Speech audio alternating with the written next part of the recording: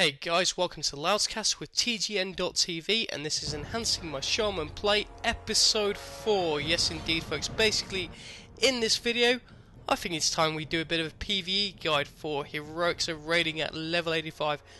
Just to recap, in our past 3 episodes we basically looked at some DPS rundowns going through heroics. So now I think it's to put what I've learned into practice, and some of your comments were very useful, thanks for those, and show everyone exactly what I'm doing with my talent tree and my rotation. Okay, it looks at the minute like that guy's trying to stab me, Blade Master Ronacada, or whatever he's called. Okay, anyway, let's go into the talents, and this is a talent build which I personally use. I've done a lot of tests here on Mr. Training Dummy behind me, and this is one of the best best talent builds that I can sort of find for enhancement. Okay, so we're just going to go briefly through all of these. Basically, in the enhancement tree, all the talents you want to take are going to be DPS increase for you. There's a couple of little buffs as well. Okay, so elemental weapons increases the passive bonuses granted by your flame tongue weapon, earthling weapon, wind fury, etc. Basically, it's going to give you a DPS increase, so that talent's well worth taking. Focus strikes increases damage dealt by your primal strike and storm strike abilities by 45%. Very nice talents, have 3 of 3 in. And improved shields increases the damage done by your lightning shields by 15%. So basically, we're going to couple that with a talent later on in the tree called Static Shock, and that's going to give us a nice DPS increase. Okay, going on to the second tier. Down here, Elemental Devastation. When you deal critical damage with a non-periodic spell, your chance to get a critical strike with melee attacks increases by 9% for 10 seconds. As a shaman, we use a lot of spells in our rotations. That's a very good talent to have. Glad to see that it's in the enhancement tree. Back in Wrath, it used to actually be in the elemental tree, and you had to go down to get it. Anyway, Flurry increases your attack speed by 30% for your next 3 swings after dealing a critical strike. That's really, really nice. Okay, talents which you haven't taken here. Now, you do get a few choices in the enhancement tree, and this is a talent which some people like to take and others do not. Ancestral Swiftness reduces the cast time of your Ghost Will. So basically, if you take your ranks in that, your Ghost Will be an instant cast spell. Now I can see that it has its advantages for knockback and that sort of thing on certain raid bosses, but I prefer to put the talent points elsewhere. It is a personal choice at the end of the day, so that's up to you. Like I said, you do get a few choices. And Totemic Reach increases the range of your totem effects by 15%. Not going to bother with that one because my totems are always in range, and in particularly my Searing Totem. Okay, going down here to Toughness. Increases your stamina by 3% and increases the duration of movement slowing effects on you by 10%. That's a proper good PvP talent there. Not very good for PvE though, so I've left that one out.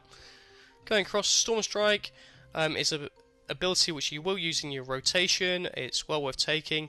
It's basically a melee strike, and it also puts a buff on your target and makes your spells more effective against the enemy target. There we go, that is the buff which it puts on.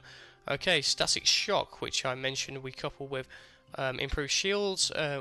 When you use your Primal Strike, Storm Strike or Lava Lash abilities while having Lightning Shield active, you have a 45% chance to deal damage equal to a Lightning Shield orb without consuming a charge, so it basically gives you a DPS increase. Okay, another talent I've not taken here, Frozen Power. Now I'll explain a little bit later on why I've not taken this, and it's to do with the weapon buffs you'll be using as an Enhancement Shaman.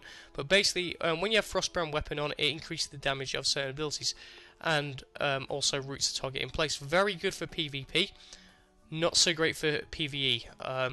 Basically because you always want to have Wind Fury on your main hand and Flame Tongue on your offhand. Okay, going across here. Season Winds, I've taken 1 point in this. When you successfully interrupt an enemy spellcast with Wind Shear, you gain 97 resistance to that spell's magical school for 10 seconds. Okay, great for PvP. You know, you interrupt a mage and then you're resistant to his spell effects. Not that great in PvE, but it is still quite good because of AoE effects that bosses do and that sort of thing. So I've taken 1 point in that, and that was basically just to get down to the rest, and it is a bit useful anyway.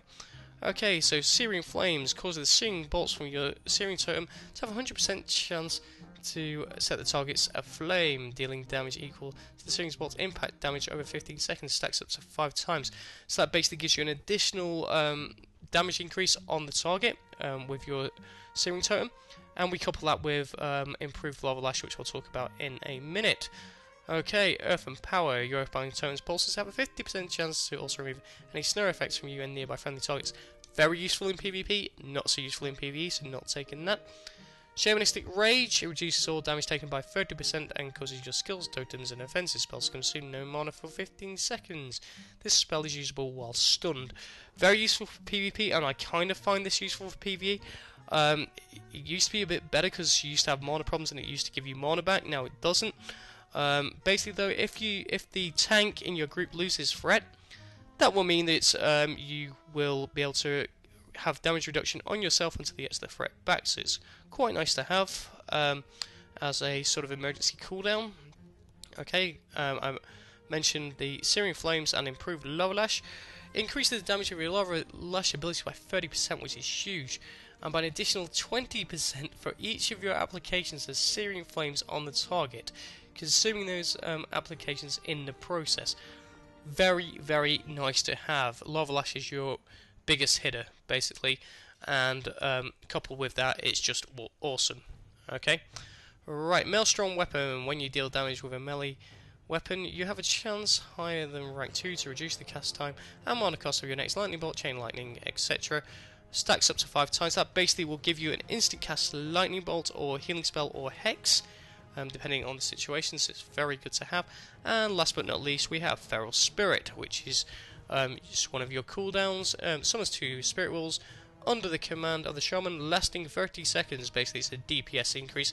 Got a couple of abilities of their own, such as Sprint, which can be handy to use. Okay, not taking anything in the resto tree. I know some people may favour Spark of Life because it increases your healing received by 15%, so if you're in a raid scenario, that can be really handy. I personally haven't taken it because I don't really suffer that much from, I've never had a problem with healers healing me and that sort of thing, so I haven't bothered taking it. Very useful for PvP again, and I'm going to go straight across the elemental tree now, and I've taken 2 ranks in Acuity, or Culti, I can't make out whether that's an I or an L. Anyway, increases your critical strike chance with all spells and attacks by 2%. Not a great increase, but it's better than nothing. I'd much rather have the one I've taken 3 ranks in, which is Concussion. Increases the damage done by a Lightning Bolt, Chain Lightning, Thunderstorm, Lava Burst, and Shock spells by 6%. So we get an increase on all those spells we'll be using in our rotation. And don't bother with Convection. You never run out of mana as an Enhancement Shaman, so there's no point in taking that. Call of Flame, increase the damage done by your fire totals and fire over 16. That can actually be good because of the fire totems thing, but I personally prefer Reverberation, which reduces the cooldown of your shock spells and wins you by 1 second. Gives you a faster interrupts. In fact, I think it's the fastest interrupts in the game that Enhancement Shamans get, and also it means that a reduced cooldown of 1 second on your shock spells, which you can cast them a little bit quicker, and it just helps make your rotation a bit more fluid.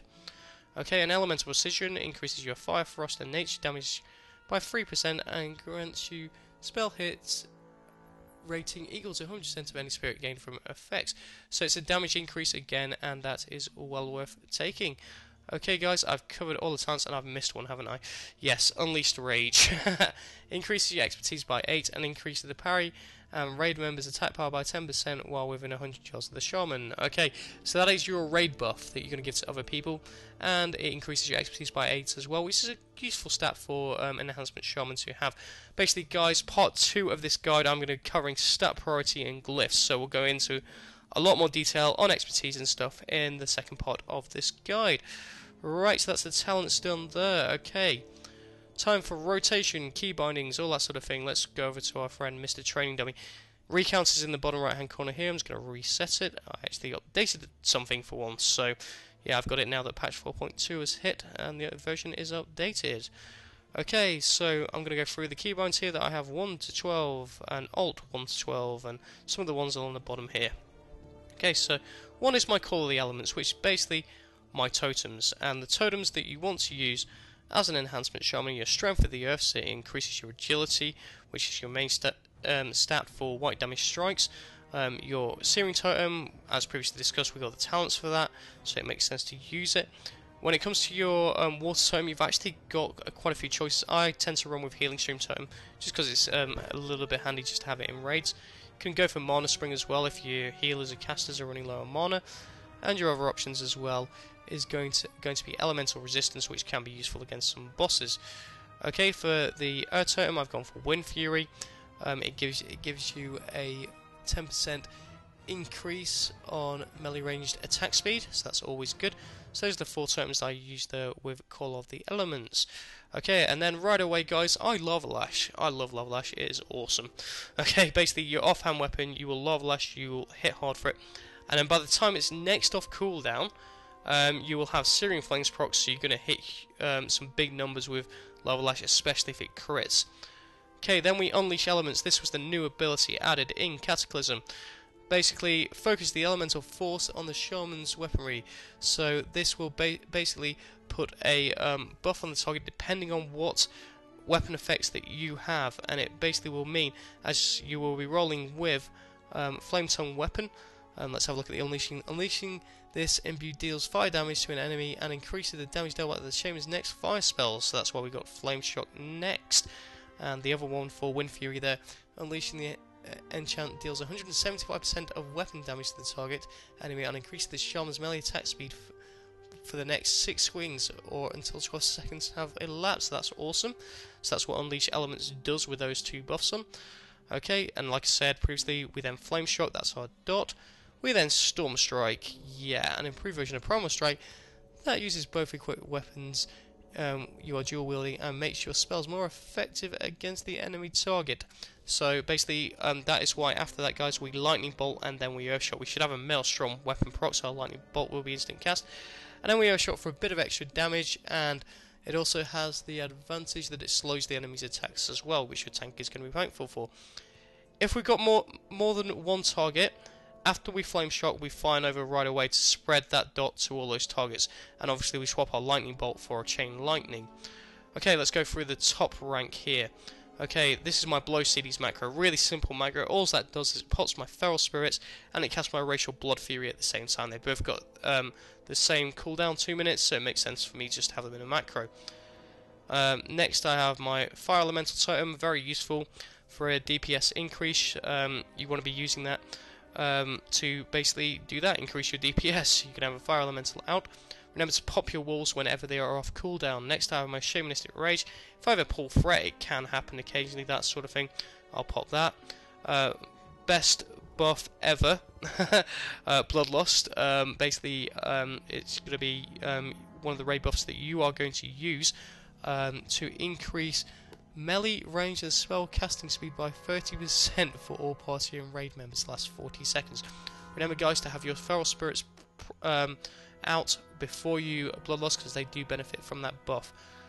There's a bit of sort of oddness at the minute going on about does Fire Elemental benefit from your buff, as it doesn't get enlarged or anything. I'm gonna say no. I could be wrong on that point, so don't take my word for granted there. As Alt 5, I have my Grounding Totem selected because it can be useful if I'm targeted by a spell or something. I'll pop that. Greater Healing Wave is there as well in case I need to throw an instant cast big heal at myself or a party member. Chain Lightning is there because I just if I've got more than one target, I'll hit that instead of the Lightning Bolt. And let's go into the buffs here that you are going to use as an Enhancement Shaman upon yourself. Lightning Shield due to the talents previously discussed, and then we're going to go Wind Fury Weapon and Flame Tongue Weapon as well. So let's just make sure we've got those buffs on now. And there we go. Alright. And then we've got Hex, which is my CC, and I've got my Earth Elemental Totem there as well. And the reason for that, guys, is because it can occasionally be useful if there's lots of ads in a fight and that sort of thing. It can be useful to pop. Okay, so we did up to Earthshot fine over here. Wind Shear I've got set as number 9. It's a comfortable number for me to have it on because I use a Razor Noggin Nails. Purge, because again it can be very useful to sort of use on certain targets which have buffs and that sort of thing. There's actually a couple of boss encounters where you're required to use it as well. Healing Surge, again instant quick heal. that I can use, and Ghost Wolf as numero 12. Okay, going down to the bottom hit bar here, and this is the stuff I don't use that often, but I like to keep it on anyway. Chain heal in case I need to heal more than one target. Bear in mind, guys, as an Enhancement Shaman, even though you are a DPS class, if you see people getting a low on life, the healer's not pulling away, throw a couple of heals, it's going to help out. Okay, Tremor Totem, very useful. You get mass feared, something like that, pop Tremor Totem. Water Shield, in case I run low on mana, that actually needs moving at the minute. Ancestral Spirit, which is our resurrection. Astral Recall, which is our quick hearthstone, so to speak. Frost Shock can be useful to if there's a mob in that's running away, such as those pesky scouts in Suleiman. You know you want to use that on them. Okay, right, Healing Wave is there as well, and Water Walking, I've got that glyph, can be useful in a couple of places. Healing Rain can be very useful in a couple of fights on Raise to Pop. And last but not least, Earthbind Tome, which again can be useful in certain rave encounters with ads, i.e. Magmore. Okay, right, okay, hopefully this won't bug out this time, because I did try to do this previously. Yes, this is take 2 of this video. Right, so we're on Training Dummy here. Right, always remember, guys, Enhancement Shaman, your DPS, your melee DPS, get behind the target, so that you're negating the bonus that they're going to get against you. Right, okay, so I'm going to Flame Shock right away. This is just because it's bugged, and I'll pop my totems as I would do normally. Right, that same totem is now hitting that.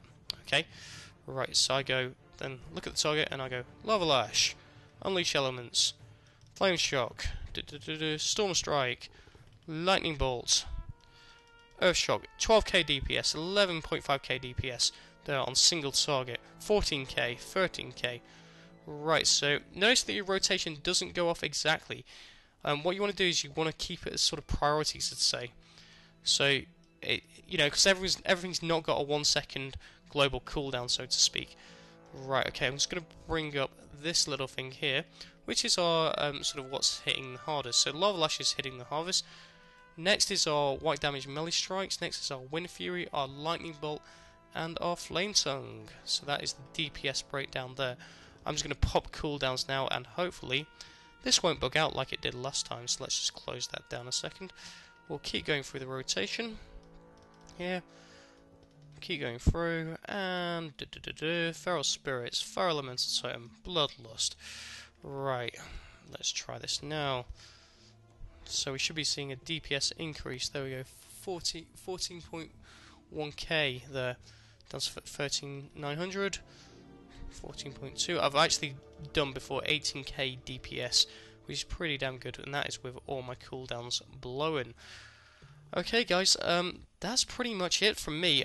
What I'd like to do, though, is, because we've done part 1 of this guide, and there might be a few questions and that sort of thing, is for episode 5 of Enhancing My Shaman Play, I'd really like to do a Q&A with you guys.